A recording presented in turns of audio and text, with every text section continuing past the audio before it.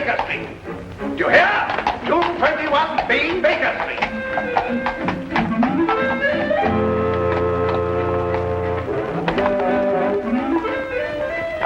And you're an idiot, too.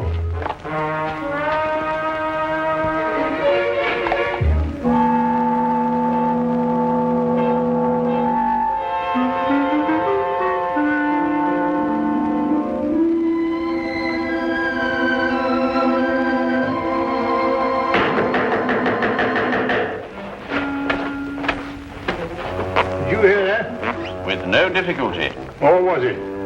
Well, according to my deductions, I should imagine that someone is at the door. Oh. Well, Watson, won't you see who it is? Yeah, well, I just... All right.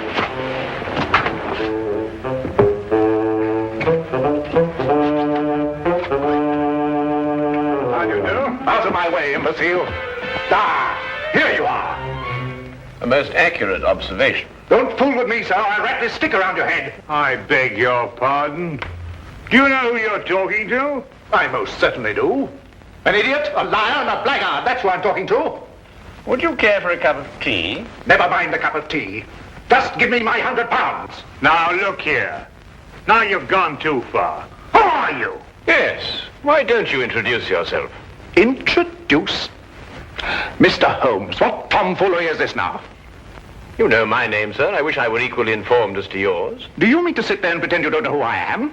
I not only do not know who you are, sir, but I think I prefer it. Quite. But this is impossible. Oh, you're pulling my leg? Mr. Sherlock Holmes is not in the habit of pulling the legs of elderly gentlemen. Oh, enough of this nonsense. I talked to you here in these very rooms only last week. Oh, indeed? And what did we talk about? You know very well what we talked about. I informed you that several attempts had been made on the vault in my home. I asked your advice concerning a safer place for the family jewels, securities, and other valuables. Oh? And what was my advice? Don't you remember? You said that thieves never look in the obvious places for valuables. They only look in the places that are not obvious. Therefore, I should put my precious things in an obvious place, which would then become inobvious. Or some such drivel.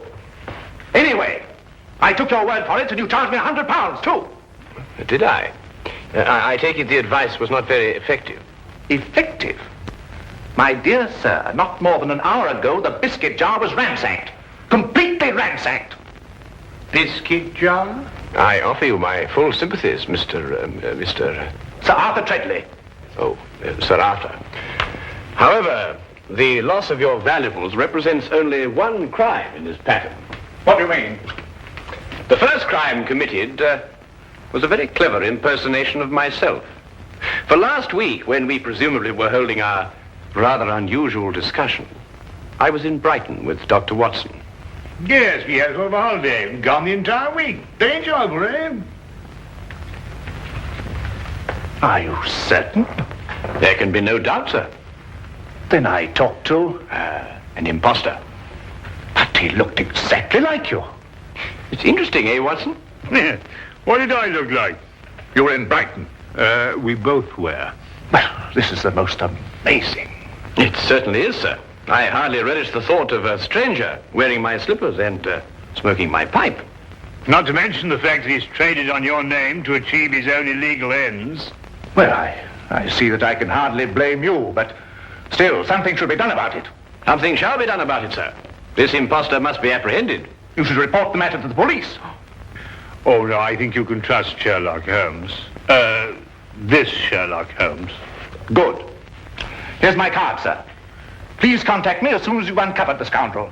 I should very much like to meet him face to face. Exactly my wish, sir. Good day, then, gentlemen.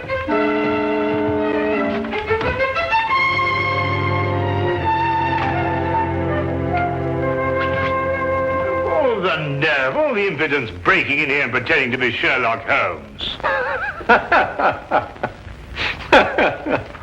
I was thinking about that biscuit jar, Watson. I must say my alter ego certainly had a good deal of audacity. He's back. Well, I hardly think so, Watson.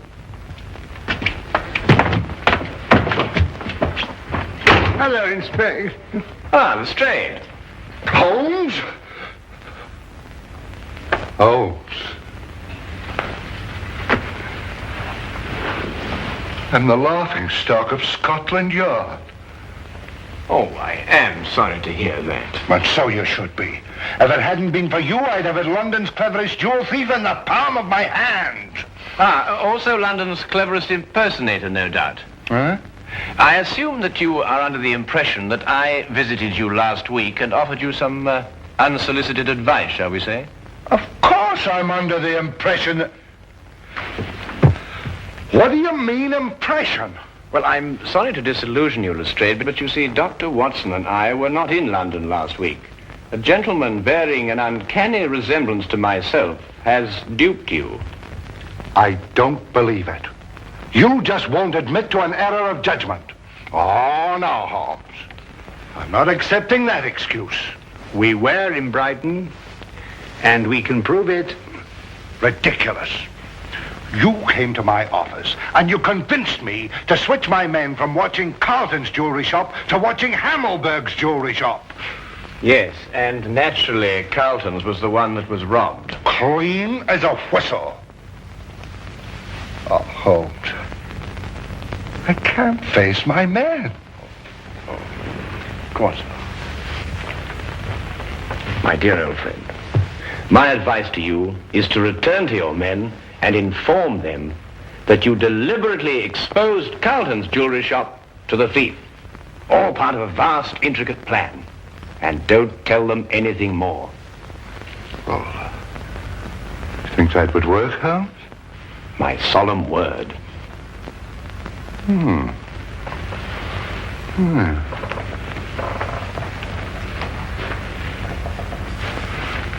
do that, Holmes. That's just what I'll tell them. They won't be able to make me out, will they?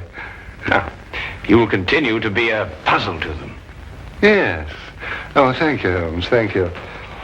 Oh, by the way, you weren't serious about that impersonator, were you? Quite serious. Ridiculous.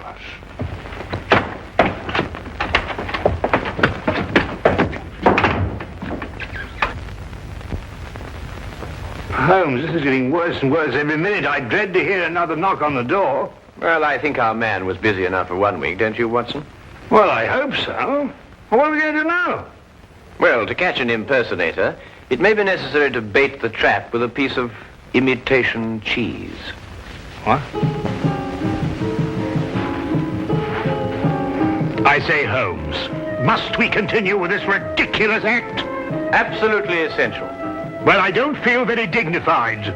Dignity is not the issue, Watson. It is justice and revenge. How long do we go on for? Well, until the right man calls on us. Look here, we've already seen dozens of diplomats and reporters. Are you sure none of them was the right man? Quite sure, Watson. But I have every confidence our man will call on us before very long. Sooner or later, he must see for himself the fabulous Maharaja of Gandor. And to say nothing of the Maharaja's fortune in jewels. Well, I wish I was still plain Dr. Watson. Mr. Hadley Bellingbrook of the London Weekly News desires an audience with the Maharaja. Very well, ask him to wait for a moment. That's all right, Watson.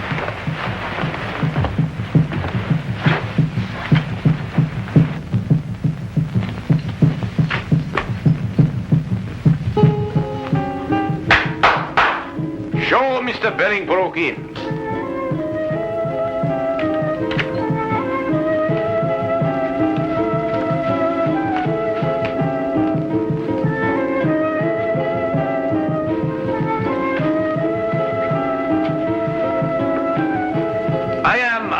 Turman, the Grand Vizier to the Maharaja. We welcome you. How do you do? Please to follow me. The Maharaja of Gandor, Mr. Bellingbrook. Would you state purpose of visit? Well, I'd like to get an interview with the Maharaja for my newspaper.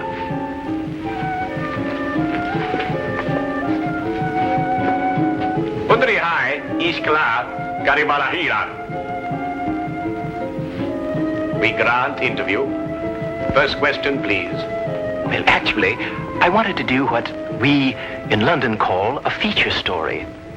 Naturally, I know that every newspaper has already covered the fact that the Maharaja is honoring us with a visit. I thought, therefore, that we might have, well, just sort of an informal chat. Very interesting. Very interesting. We grant an informal chat. Thank you. Your Highness, the population of London has heard a great deal about your jewels. I wonder, would you tell me what their value is? You may say for publication that the Maharaja's jewels are worth well in excess of £500,000. I see. And would the Maharaja consent to reveal to us just how he protects such vast fortune? The Maharaja retains 30 men whose sole task it is to guard the vast wealth. Very interesting. Yes, but it is not the fear of theft that disturbs the Maharaja. Oh? May I inquire just what it is that disturbs the Maharaja? Mr. Bellingbroke, we are faced with a delicate situation. May we take you in our confidence? Oh, yes, of course. Well, the truth is that the Maharaja's daughter is in love with a young Englishman. I had no idea. It is all too true, but we are plagued with doubts. Doubts? Yes. We would like to know if the young man is sincere in his affections, or, as you might term it, is he a fortune hunter? So you see, to most men, £500,000 is a fortune. That is a serious problem. Indeed, we would ask you in the greatest confidence if you could recommend to us a private individual who could carry out some discreet investigations into the young man's background and motives, eh? Have you not heard of Sherlock Holmes? Sherlock Holmes? No. The name falls strangely on our ears. I assure you, sir, the man is a master in matters of this nature. Then perhaps he is the one we seek. I'm sure he would be delighted to assist you. However, he is quite busy. I can't say exactly when he will be available. Then perhaps you could manage to have a word with him and persuade him to give us an interview. Indeed, I shall. I will inform you the moment that he's in a position to accept the Maharaja's problem. We will be present when the time comes. You have been of great assistance. Already you have lightened the royal burden. You will find Mr. Holmes most helpful. There is no secret, however intimate its nature, that you cannot entrust to him. Oh, indeed, indeed. As we say in our country, a wise man is a quiet man. Oh, most true. And now, may I ask the Maharaja another question? No, please. The Maharaja is fatigued with the interview. The Maharaja bids you good day. Oh, yes, of course. Your visit has been most pleasing to us. Good day, Mr. Bellingbroke.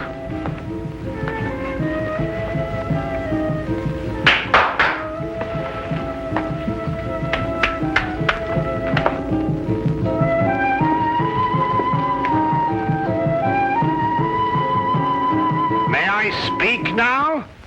Certainly, Watson. What would you like to say? Eh? Oh, no, nothing really. Oh. Look here, Holmes. Why did you tell that fantastic story, something about a daughter and an Englishman? Well, you're aware, of course, that Mr. Bellingbroke was not a member of the press. Oh? Seemed legitimate enough to me. Hardly. You see, there were no signs of the true journalist about him. The seat of his trouser was not shiny from constant application to a chair, nor were the elbows of his coat shiny from constant application to a desk. Yeah? His spectacles were mere props being made of plain glass. Plain glass? Good Lord, how did you determine that? Well, Mr. Bellingbroke is nearsighted. It was quite evident from the manner in which he took those notes that the glasses were no use to him whatsoever. Oh, I see. All right, then, granted Bellingbroke isn't Bellingbroke. Well, who is he? I mean, he isn't a bit like you, does he? Well, that's true, Watson. I think we shall learn more about our mysterious friend when he arranges that interview for me with Sherlock Holmes. Yes, I believe he resides at 221B Baker Street. A charming man, too, from what they say.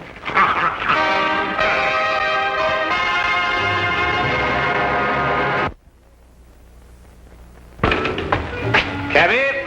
I say, Holmes, you did say we were just going through the motions of leaving the city. Yes, correct. Well, hey, where are we actually going? Well, straight back to our rooms at the hotel, where you will get out of your clothes and resume your instant characterization of the Maharaja of Gandor.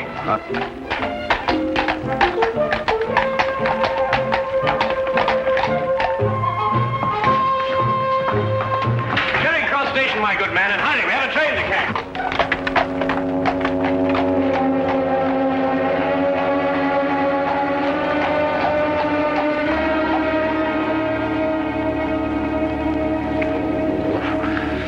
I wish they wore bowlers. Yeah, let me help you.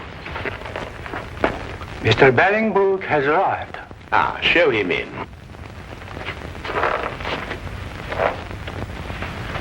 Maharaja. Huh?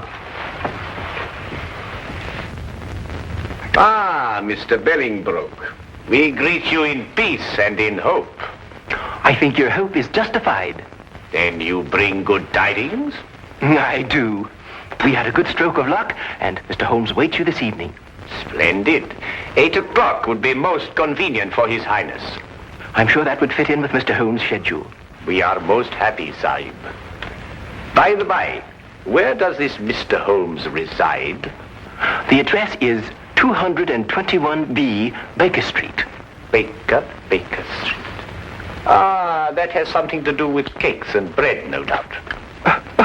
Yes, it is. But it has nothing to do with it in this case. Odd name for a street. But, however, we shall be there at the appointed hour. Good day, Mr. Bellingbrook. Holmes, if this is your idea of a joke, then our friendship is at an end. Not to mention my career with the Yard. I give you my word, Lestrade, I am utterly serious. And what could be fairer than that? I know. It just seems peculiar, this business of sneaking up to your place and arresting Sherlock Holmes. At 8 o'clock tonight. But suppose he isn't there. Suppose we burst in, guns drawn, and find the flat empty. How will I face my man? Rather sheepishly, I should imagine. Look, Lestrade, the impostor is using our flat because he thinks we've left the city. Yes, I know. But it will be a tremendous fillip for you, Lestrade. Your name will be on the lips of every man, woman, and child in London. Every man, woman, and child, eh, Holmes? All right, I'll do it, Holmes. I'll do what you ask. Wilkins? Yes, sir. Have Hennessy and Clybourne report here at 7:30 tonight. Yes, sir. Oh, and you'd better be here, too. Very good, sir. One thing more, Wilkins.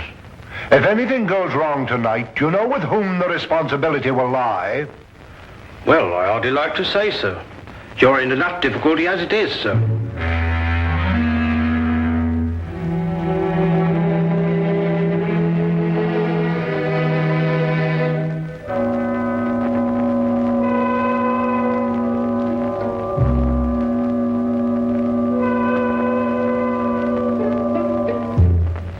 It will be necessary to surprise our unwelcome guest. Of course. I suggest, therefore, that we gather one by one in the hallway of the house. Watson, you stroll by first and then duck in. Right. Next Lestrade, then Wilkins, and finally myself. What about Clybourne and Hennessy? Hennessy, you ought to go around the corner and station yourself at the back of the house. And mind, keep a good lookout. And Clybourne, you remain here and watch the front of the house. Now, is everything understood? Good. Then let's be off.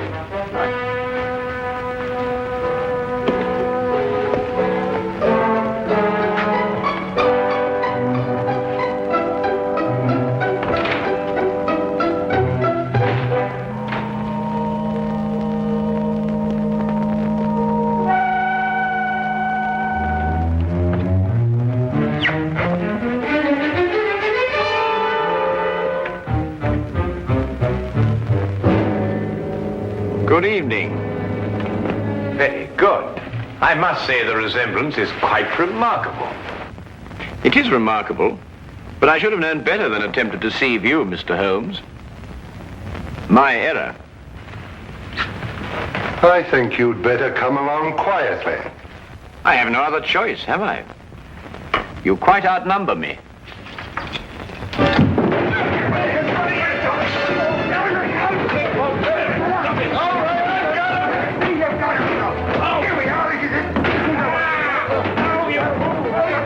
Fools! You've got the wrong don't. We've had enough of your tricks. Lestrade! Watson, he's getting away! Let me up! Let you up, give you another chance to escape, my You'll pardon me, gentlemen, but I believe you're sitting on the real Mr. Holmes. What makes you think so, Wilkins? Well, if he's the imposter, where is the real Mr. Holmes? Yes, of course, you idiots. The real Holmes wouldn't run away. There should be two of us. Oh, my goodness, he's right. I'm most terribly sorry, Holmes. No time for all that now, Watson. Please, come on.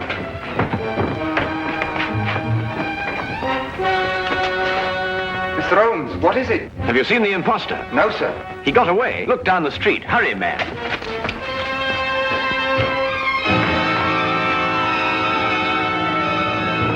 Don't move. Cliven, what are you doing? Why, Mr. Holmes just told me that the imposter... Oh, my goodness. Where did you see him, Cliven? Right at my post. I don't know which direction he took. Well, he can't have gone very far. Yeah, what's that, Watson? Why, it's Putty. Mr. Holmes, Alfred. how did you get here so quick? Alfred, where was I when you last saw me? Why, down the street quite a way. And which direction was I going? Don't you know, sir? No, that's why I'm asking you. Tell me quickly. Why, it looked like you was cutting over the red line. Thank you, Alfred, for your assistance. I said hello, but you acted like you didn't even know me.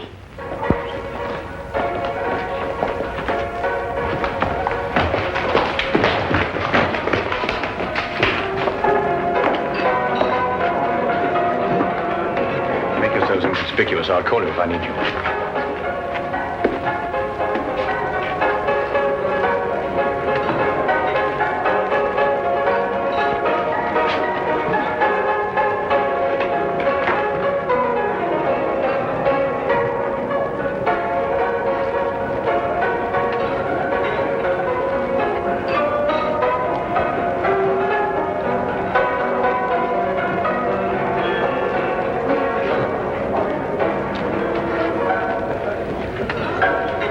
Meet again, Mr. Bellingbroke.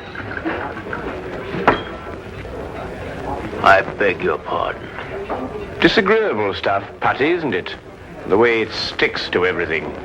Your hand at cup. No, I wouldn't advise you to do that. There's no point in trying to run away again. You see, there can be no possible confusion between us this time.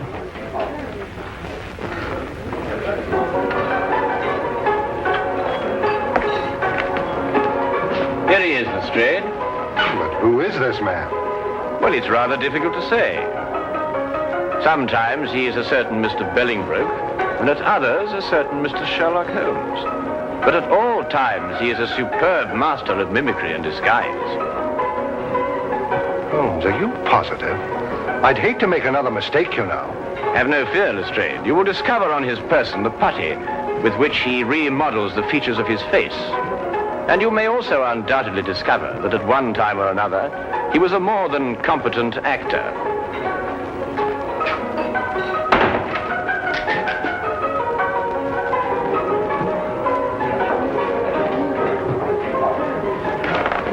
But Holmes, I still... All right, all of you. Now move in. Come on, Tony, we can make a break for it. Just in the nick of time, Charlie boy. Here, give me the gun. Thank you. Now, won't you sit down opposite your partner? Aren't you Tony Simmons? No, I am Sherlock Holmes. And this, in yet another disguise, is Tony Simmons. And this is Inspector Lestrade of Scotland Yard, Dr. Watson, Sergeant Wilkins, and Officer Clybourne. Now, is everything quite clear? Wilkins, give me a hand. My head feels quite light.